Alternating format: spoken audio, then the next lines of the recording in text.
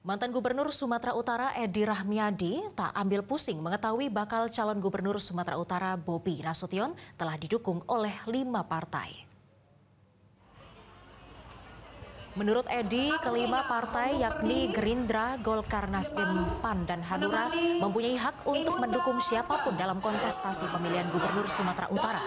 Namun Edi menegaskan jika dirinya juga mempunyai hak untuk maju kembali sebagai orang nomor 1 di Sumatera Utara. Mantan Gubernur Sumut itu hingga kini belum mendapat perahu untuk maju di kontestasi Pilkada 2024. Saat ini Edi tengah mengikuti tahapan penjaringan dari partai politik yang ia lamar seperti PDIP, PKS, PKB, Perindo, dan P3.